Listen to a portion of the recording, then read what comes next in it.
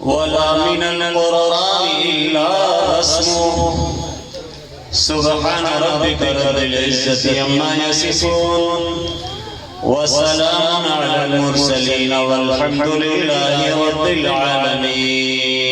العالمين مولاي صل وسلم دائما أبدا على حبيبك خير الخلق كلهم هو الحبيب الذي ترجى شفاعته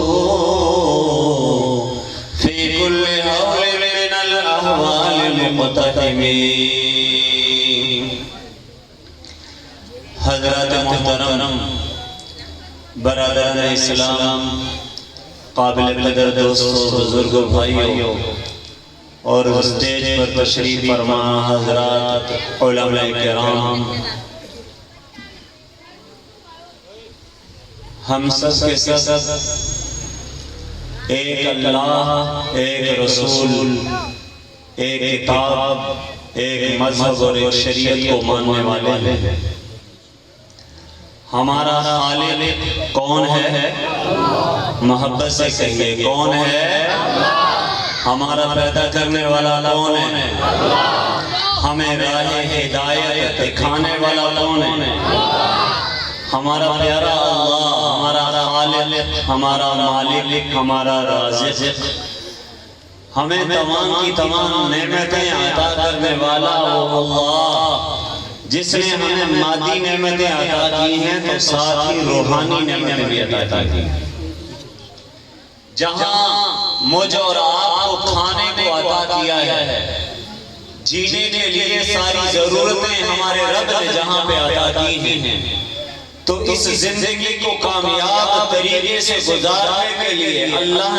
نے ہمارے لیے ایک ہادی ایک رہنما ایک راستہ دکھانے والا پیغمبر اعظم جناب محمد رسول اللہ کہہ دیجئے صلی اللہ علیہ وسلم جب حضور پاک کا پاک نام آئے تو کیا کہنا چاہیے حضور بھی پاک ہیں حضور کا نام بھی پاک ہے پیارے نبی صلی اللہ علیہ وسلم کی ایک ادا حضور کی صفات بھی پاک ہے جس طرح خدا کی خدائی میں کوئی مثال نہیں ہے مصطفیٰ کی مصطفائی میں کوئی مثال ہے اللہ اپنی ذات میں بے مثال تو اسی طرح اپنی صفات میں بھی بے مثال ہے جی اور اللہ نے اپنے نبی جناب محمد رسول اللہ کو جو منتخب کیا ہے میرے نبی کی ذات جیسی بھی بشر میں سے کسی کی ذات نہیں ہے میرے نبی کی صفات جیسی بھی کائنات میں کسی کی صفات نہیں ہے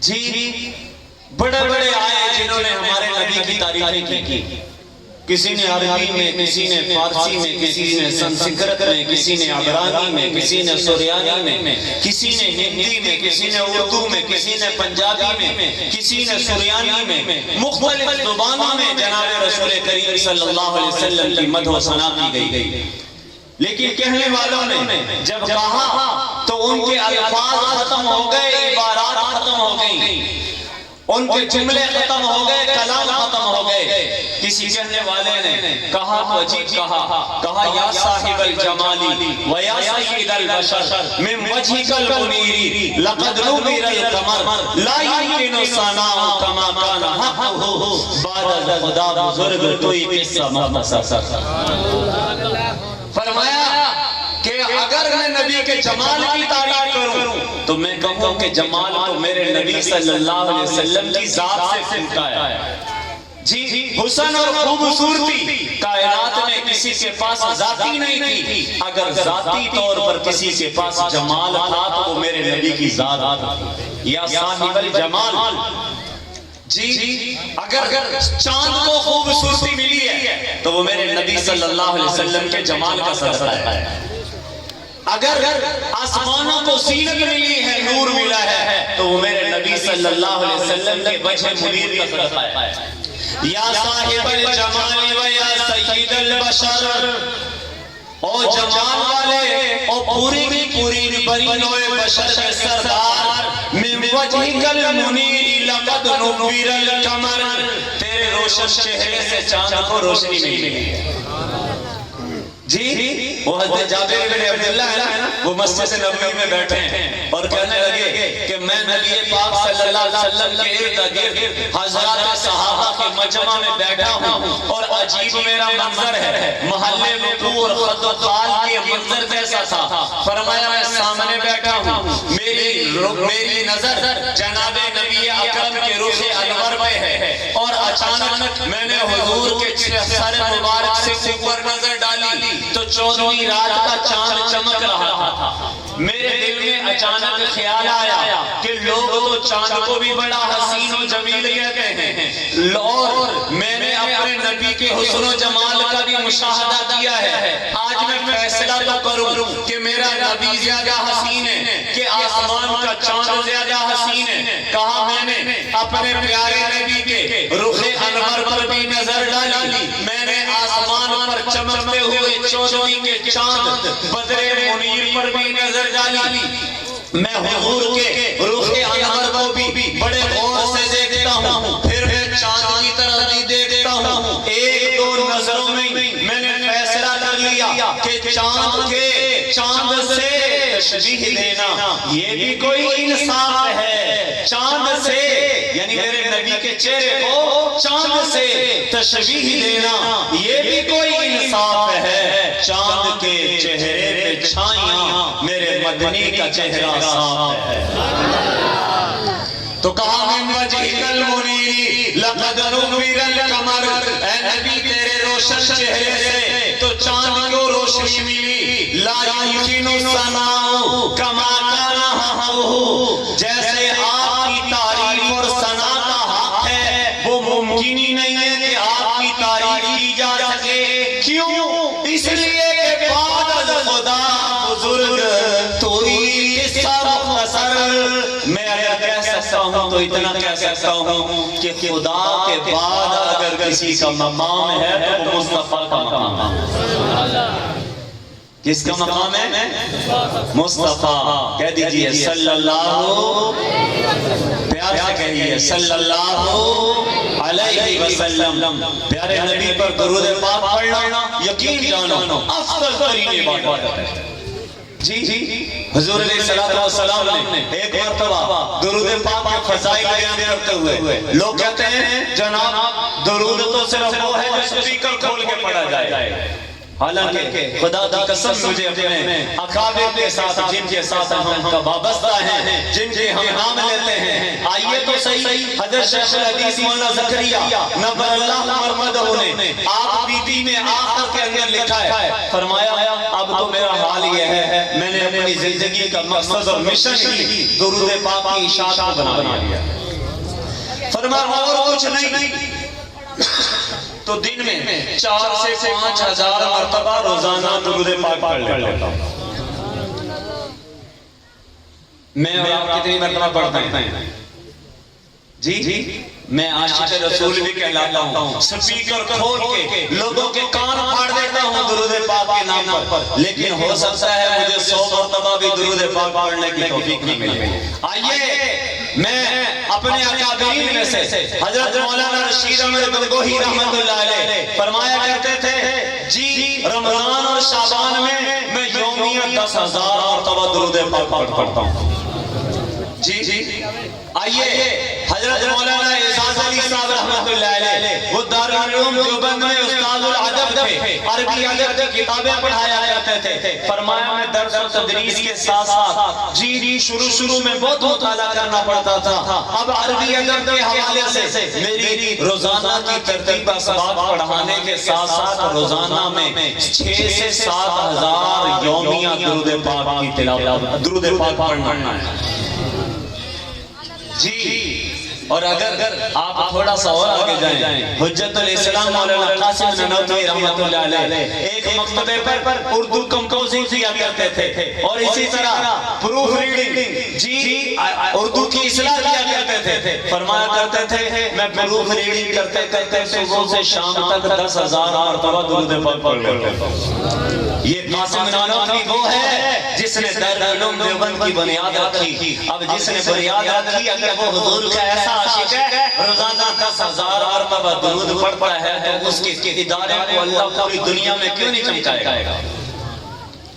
جی حجت الطائف سید الطائفہ حاجی امداد اللہ مہاجر مکی رحمت اللہ علیہ وہ فرمایا کرتے تھے میں پڑھنے پڑھانے کے حوالے سے تو اتنی میری مشغولیت نہیں رہتی لیکن میں نے اب آخری زندگی میں اپنے سارے ورد چھوڑ کر درود پاک کو اپنا ورد بنا لیا ہے اور الحمدللہ 15 سے 16,000 مرتبہ یومیہ درود پاک پڑھ لیتا ہوں.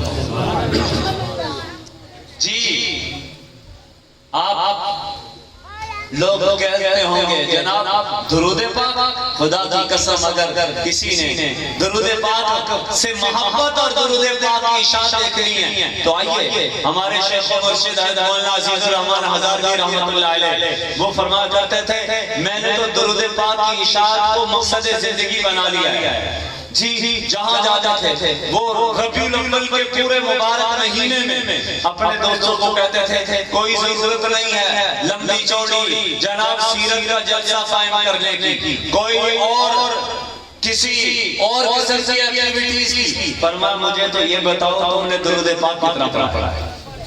حضرت کی بٹ گرام میں ایک خانقاہ ہے اس خانقاہ میں حضرت وہ اپنی زندگی کے آخری 2019 میں گئے تو وہاں پر وہ ربیع الاول کی پہلی تاریخ تھی.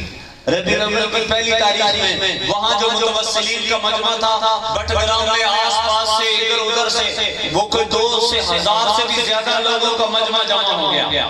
فرمایا میں اس ربیع الاول کی آخری تاریخ کو 29 کو یا یکم ربیع الثانی کو آپ کے پاس آؤں گا. میں آپ سے پوچھنا چاہوں گا کہ بتاؤ تم درود پاک پورے ربیع الاول کے مہینے میں جس مہینے میں میرے نبی تشریف بھی لائے جس مبارک مہینے میں میرے نبی دنیا سے تشریف بھی لے گئے تم نے حضور علیہ السلام پر درود پاک کتنا پڑھا ہے؟ اور فرمایا اسی سال ربیع الاول کے مہینے کے جتنے حاضرین تھے سب سے کہا پہلے اپنے اکابر کی یہ صورت یہ ان کی درود پاک کا بیر عمل بتایا. فرمایا ایک میرے اکابر میں سے ایک بزرگ ایسے تھے جو 1000 مرتبہ 10,000 مرتبہ درود پاک پڑھتے تھے. آپ بتاؤ کہ ربیع الاول کے مہینے میں کتنا درود پڑھو گے؟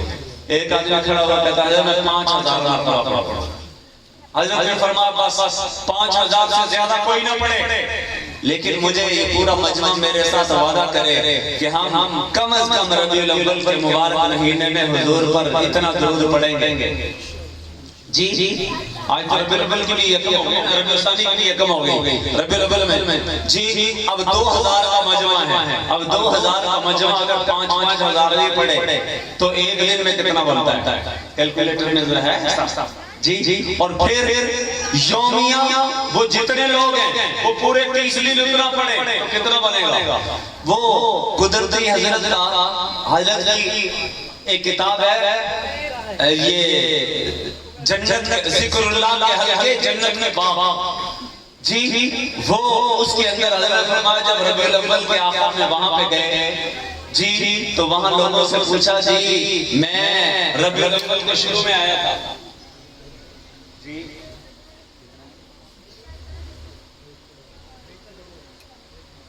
جی ایک دن کا 1 کروڑ بنتا ہے جی 2000 کا مجمع ہو جی اچھا قدرتی ایک ضلع میں جب آخر میں گئے نا تو انہوں نے پوچھا کہ جی کتنا پڑا ہے؟ وہ کہتے ہیں جو ہماری خانقاہ کے اندر درود پاک کی تعداد آئی ہے 25 کروڑ آئی ہے. اور دارالعلوم زکریا اسلام آباد کی خانقاہ میں انہوں نے اس سال بھی وہ سلسلہ کے حوالے سے جہاں جہاں خانقاہیں ہیں وہاں درود پاک کی اشاعت کا پوچھا گیا کہ جی اس مرتبہ اس خانقاہ کے متعلقین نے پیارے نبی پر کتنا درود پاک پڑھا ہے؟ تو ابھی مولانا آئے تھے شاید مجمع میں وہاں پر ہوں کل کے مجمع میں وہ کہنے لگے 20 ارب کے قریب صرف حضرت مولانا ہزاروی رحمت اللہ علیہ کے متعلقین اور متوسلین نے ربیع الاول میں درود پاک پڑھا. درود پاک کے نام پر لوگوں کے کان کھانا تو بہت آسان ہے اور میں سمجھوں کہ صرف سپیکر کھول کر درود پاک پڑھا جا سکتا ہے. خدا کی قسم درود پاک کے عاشق تو وہ ہیں جو درود پاک بھی پڑھتے ہیں اور کانوں کان خبر بھی نہیں ہوتی. اور حضرت فرمایا کرتے تھے، فرمایا لوگوں اگر درود پاک پڑھ لیں نا تو یقین جانو کوئی مصیبت میں مبتلا ہے تو آئے، میں دعوت دیتا ہوں مصیبتوں سے نجات چاہتا ہے تو درود پڑھے. جی اگر کوئی آدمی بیماریوں میں لا علاج بیماریوں میں مبتلا ہے، آئیے میں دعوت دیتا ہوں کہ وہ درود پاک پڑھے. کوئی آدمی کسی مصیبت کے اندر پریشانی کا شکار ہے، اسے میں دعوت دیتا ہوں آئیے پریشانیوں سے نجات چاہتا ہے تو وہ درود پاک پڑھے. وعلیکم السلام. جی اور اگر کوئی آدمی کسی اولاد کے دکھوں میں مبتلا ہے، جی نافرمانی کا شکار ہے، اسے چاہیے آئے درود پاک پڑھے. کوئی آدمی کسی اور حوالے سے روزگار کے حوالے سے پریشان ہے، اسے چاہیے آئے درود پاک پڑھے. تو میں بات کر رہا تھا کہ حضور نبی کریم صلی اللہ علیہ وسلم کے ساتھ اپنا مبارک تعلق قائم کیجئے. اور حضور نبی کریم صلی اللہ علیہ وسلم کے ساتھ سب سے زیادہ تعلق پیدا ہوتا ہے حضور کی سنتوں پر عمل کرنے سے، اور دوسرا کام حضور علیہ السلام پر درود پاک پڑھنے سے. تو پیارے نبی سے تعلق قائم کرنا چاہتے ہیں کہ نہیں کرنا چاہتے؟ جی تو اب ظاہر ہے اس کے لیے دو کام جو شخص بھی کر لے، پیارے نبی کی سنتوں پر عمل کرنے کا ارادہ کر لے اور دوسرے درود پاک کی کثرت کا ارادہ کر لے، اللہ پاک اس پر اپنی رحمتوں کی چادر تان دے گا. حضرات محترم تو میں عرض کر رہا تھا اللہ کا نبی بھی بے مثال، اس کی ذات بھی بے مثال، اس کی صفات بھی بے مثال. اور تیسری چیز اللہ نے اپنے پیارے نبی صلی اللہ علیہ وسلم کو جو کتاب دی ہے قرآن پاک، وہ قرآن کتاب بھی بے مثال ہے. جی آج ہزاروں برس گزر گئے، جی 1500 سال تو تقریباً ہو گئے نا، 15ویں صدی چل رہی ہے، اور اس میں جناب قرآن کریم اللہ کی وہ معجز کتاب ہے جس کے زبر زیر پیش میں بھی کوئی تبدیلی، جس کی حرکات و سکانات میں بھی کسی قسم کا تغیر نہیں ہوا. اور آج بھی اگر کوئی ہدایت چاہتا ہے تو ہدایت کہاں ملے گی؟ کتاب اللہ میں. اگر کوئی چاہتا ہے جناب مجھے جنت کے راستے کا راہی بن جاؤں تو آئیے، جناب جنت کے حصول چاہتے ہیں تو قرآن کے ساتھ دوستی لگا لیجئے. اگر آپ چاہتے ہیں کامیاب انسان کی زندگی گزاروں تو آئیے قرآن کریم کے ساتھ نکتی ہو جائیے. لیکن میں ایک حدیث جناب رسول پاک صلی اللہ علیہ وسلم کی سنانا چاہوں گا. حضور نبی کریم صلی اللہ علیہ وسلم نے ارشاد فرمایا تھا سیاتی علی الناس زمان اللہ یبقى من الاسلام الا اسمه ولا من القرآن الا رسمه. لوگوں قیامت کے قریب ایک ایسا زمانہ آئے گا کہ اسلام کا صرف نام باقی رہ جائے گا. خانہ شماری میں لوگ اپنے آپ کو مسلمان کہلائیں گے، مذہب کے خانے میں اسلام مذہب لکھا جائے گا، اور لیکن کام مسلمانوں والے نہیں ہوں گے. جی اللہ کی منادی کی طرف سے پکار آئے گی، حی علی الصلاۃ، حی علی الصلاۃ، نماز کی طرف آؤ. لوگ کہیں گے میں مسلمان ہوں لیکن نماز کی طرف جانے والا کوئی نہیں ہوگا. مسجدیں ہوں گی لیکن ان کو آباد کرنے والا کوئی نہیں ہوگا. جی حلال و حرام کے ضابطے قرآن نے بتائے ہیں لیکن اپنی زندگی سے حرام کو نکالنے والا کوئی نہیں ہوگا. جی اور اسی طرح خوشی غمی کے لوگ طور طریقے اختیار کریں گے لیکن ان خوشی غمی کے طریقوں کو قرآن کی روشنی میں قرآن سے رہنمائی لینے والا کوئی نہیں ہوگا. میرے محترم دوستو آئیے، آج قرآن نے جو شکوہ ہم سے کیا ہے، فرمایا زمانہ ایسا آئے گا کہ اسلام کا صرف نام باقی رہ جائے گا. ہم نبی پاک صلی اللہ علیہ وسلم کے ان الفاظ پر الفاظ کے ترازو میں اپنے آپ کو تول کے دیکھیں. کیا میرے اندر وہ دیانت موجود ہے جس کا قرآن اور رسول تقاضا کرتے ہیں؟ کیا میرے اندر عبادت کا وہ ذوق موجود ہے جو اللہ کے رسول کے اندر تھا؟ کیا میری شادیاں اور خوشیاں وہ اسی طریقے پر ہیں جو جناب رسول پاک صلی اللہ علیہ وسلم ہمیں طریقہ دے کے گئے تھے؟ کیا ہمارا نظام وراثت وہی ہے جو جناب رسول اللہ دے کے گئے تھے؟ آج تو ادھر سے حج بھی کر رہے ہیں جناب، نمازیں بھی پڑھ رہے ہیں، زکوٰۃ بھی دے رہے ہیں اور خانقاہوں میں چلے بھی لگا رہے ہیں، لیکن جب وراثت کی تقسیم کی باری آتی ہے تو جناب بیٹیوں کے گلے پہ چھری پھیر دیتے ہیں کہ بیٹی ہے ہی کوئی نہیں۔ مشکات شریف جلد اول کی پہلی آخری حدیث ہے، حضور علیہ السلام نے فرمایا من قطع میراث وارثہ قطع اللہ میراثہ من الجنہ، جو دنیا میں اپنے کسی وارث کو اس کے حصہ میراث سے محروم کرے گا، اللہ اس کو جنت سے محروم کر دے گا۔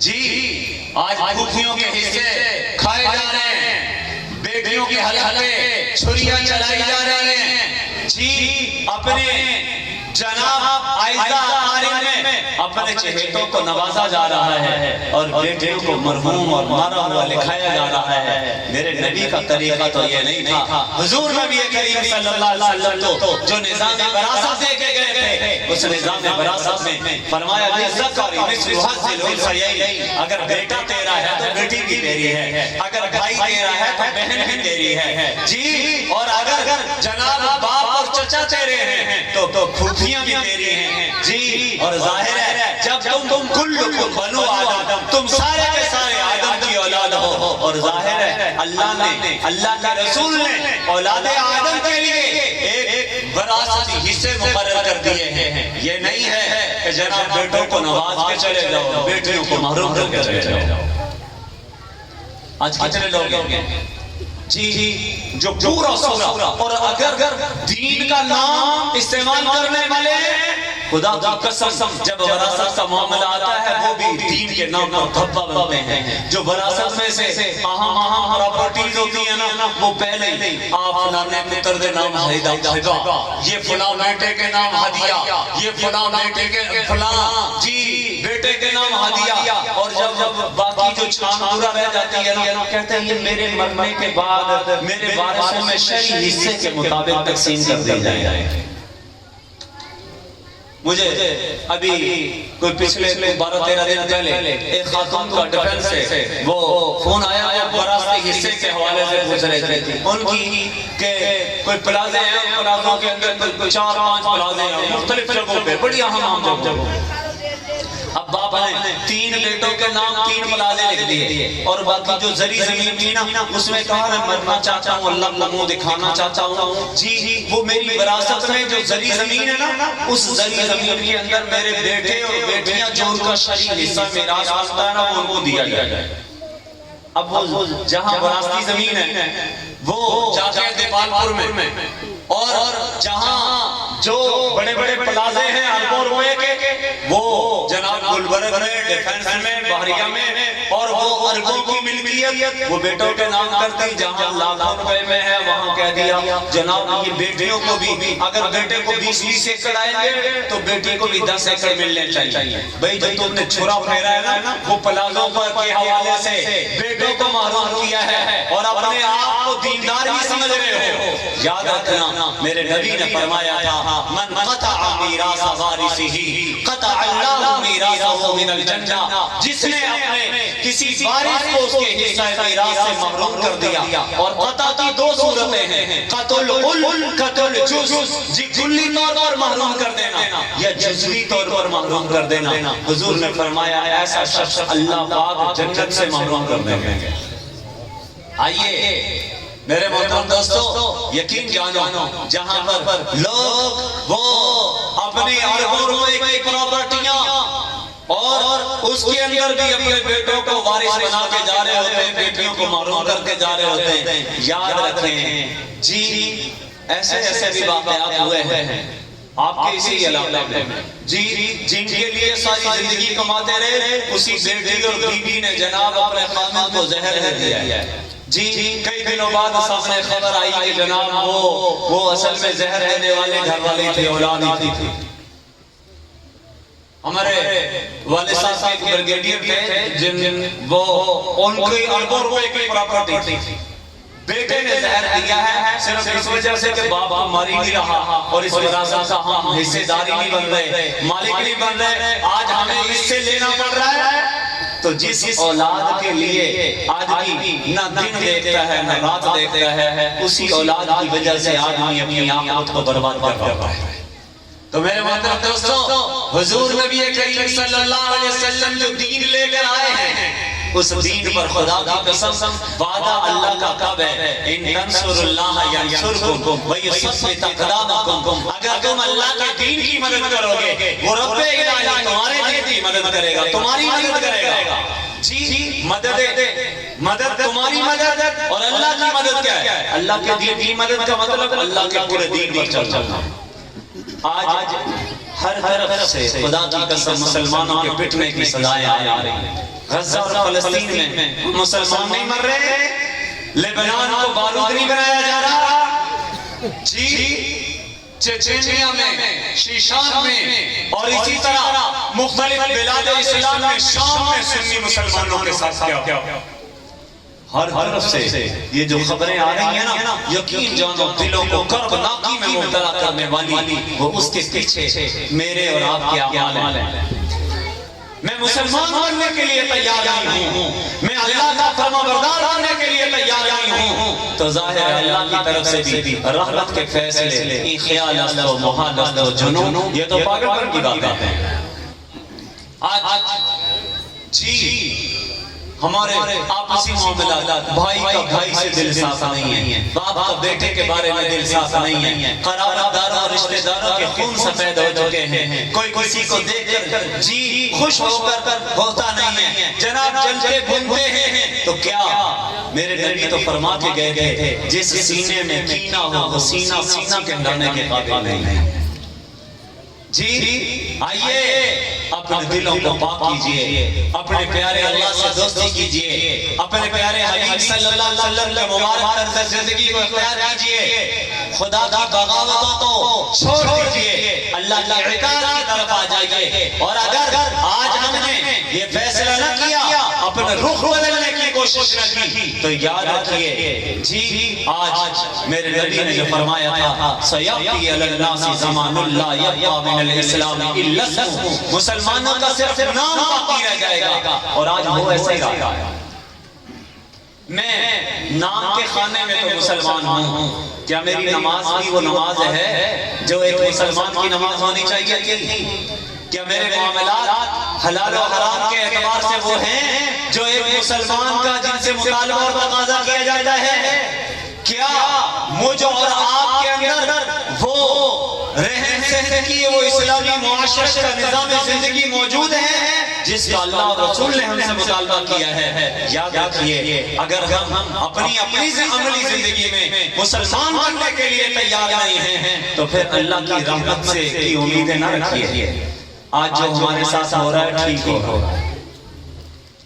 لیکن اگر بچنا چاہتے ہیں ان حالات سے تو آئیے توبہ کیجئے، اللہ سے معافی مانگ لیجئے، اللہ کے رسول کو وسیلہ بنا لیجئے، اور اپنی رب کی بارگاہ میں سچے آنسو بہا لیجئے۔ اپنی زندگی کے سارے گناہوں کو معاف کروانا چاہتے ہیں اور اللہ کو منانا چاہتے ہیں تو آئیے استغفروا ربکم انہ کان غفارا، اپنے رب سے معافی مانگ لو، وہ رب تمہارے سارے کے سارے گناہوں کو معاف کر دے گا۔ میرے محترم دوستو آج آگے فیصلہ کر کے رکھیں، ہم نے اپنی زندگی سے گناہوں کو نکالنا ہے، ہم نے اپنی زندگی سے بغاوتوں کو نکالنا ہے، ہم نے اپنی زندگی میں رسول اللہ کی سنت کو لے کے آنا ہے، ہم نے حرام کو اپنی زندگی سے نکالنا ہے، ہم اللہ اور رسول کے فرما بردار بن کر جینا چاہتے ہیں۔ اگر آج ہم یہ توبہ کر کے اپنے آپ کو اللہ رسول کا غلام بنانے کا عزم کر لیں تو انشاءاللہ اسی توبہ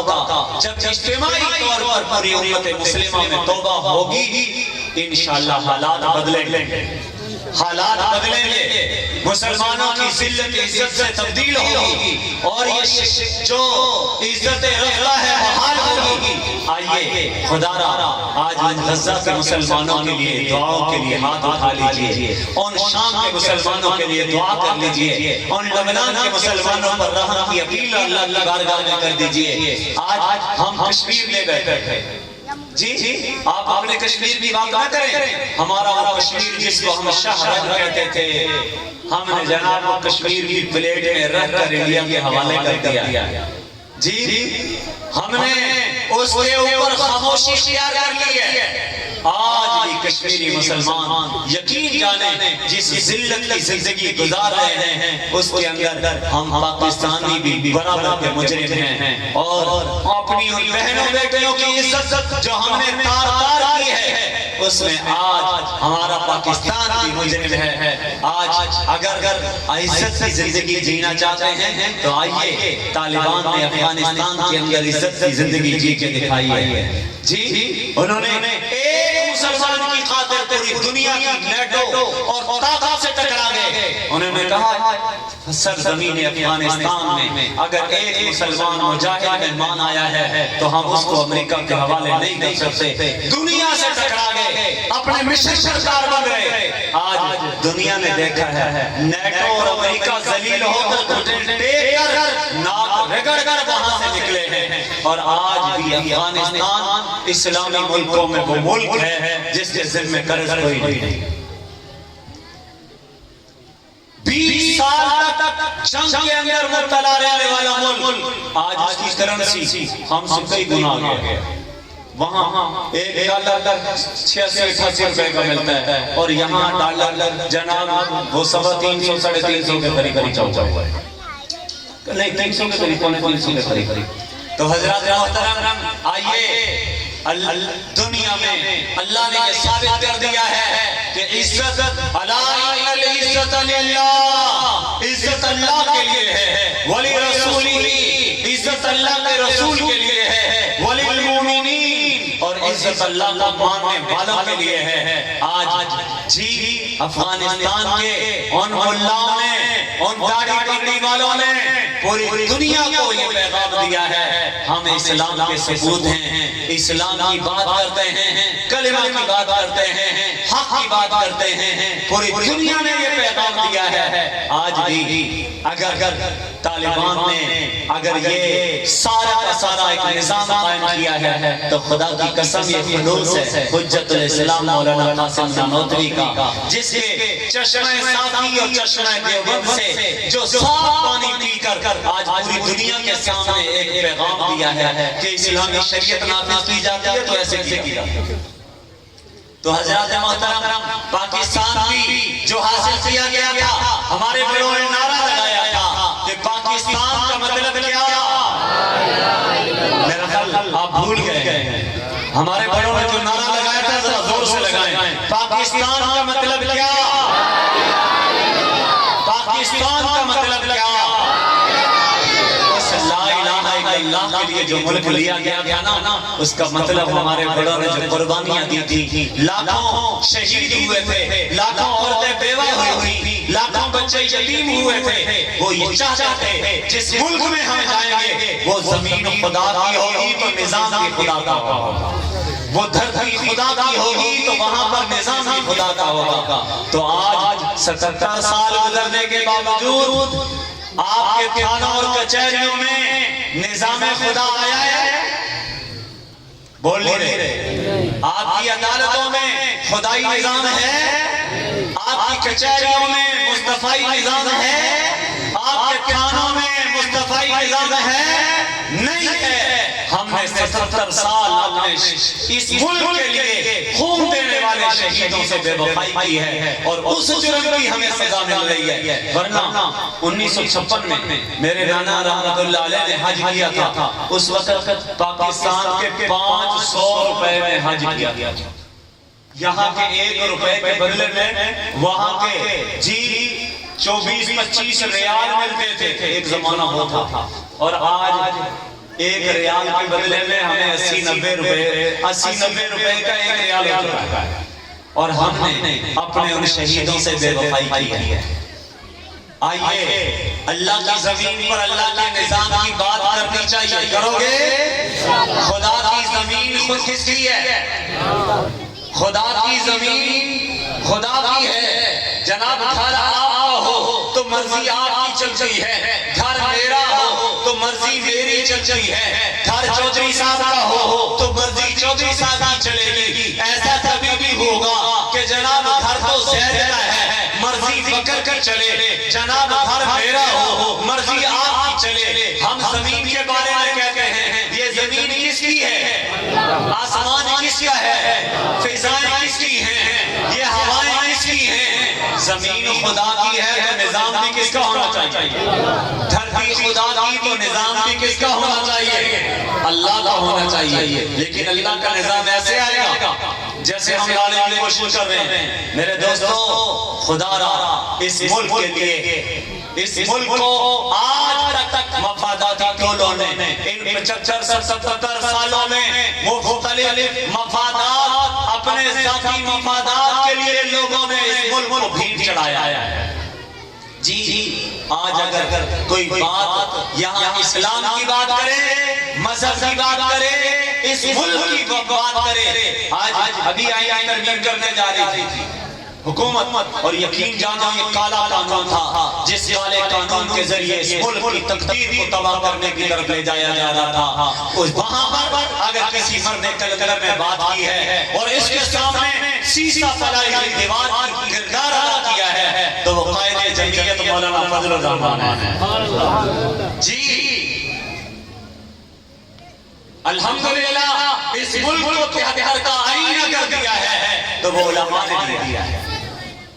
इस मुल्क को अगर इस मुल्क के अंदर अगर काले कानून से इस मुल्क को बचाया है तो अल्हम्दुलिल्लाह उलमा ने बचाया है। आइए उलमा को मजबूत कीजिए, अपने किताब और सुन्नत को मजबूत कीजिए, अपने मजहब के साथ हो जाइए, मस्जिद के साथ ताल्लुक जोड़िए, अपने उलमा के साथ ताल्लुक जोड़िए। आज तक हम मुसलसल तबाही की तरफ जा रहे हैं, बहुत सारों को आजमा चुके, इन आजमाए हुए और चले हुए कारनामों को नहीं देखना चाहिए। जहां पर हमारे मुल्क की जहां पर कश्ती डबोई है, यकीन जानो इस मुल्क को तबाही के किनारे पे लेकर चले गए हैं। अब हाल ये है कि आइंदा के मुल्क को संभालने के लिए तैयार नहीं है। सूरत एक ही है, इस मुल्क पर जिसको मुल्क का मालिक अल्लाह है उसका निजाम दे दीजिए। जिस नबी के नाम और जिस कलमे की बुनियाद पर इस मुल्क को लिया है उस कलमे की बात इस मुल्क में कीजिए। यकीन जानिए अल्लाह की मदद आएगी, रसूलुल्लाह की तवज्जो आएगी और पाकिस्तान पर अल्लाह की रहमतों का साया होगा। अल्लाह करीम हम सबको अपने नेक और मकबूल बंदों में शामिल फरमाए। वाखिर दावाना अनिल हम्दुलिल्लाहि रब्बिल आलमीन।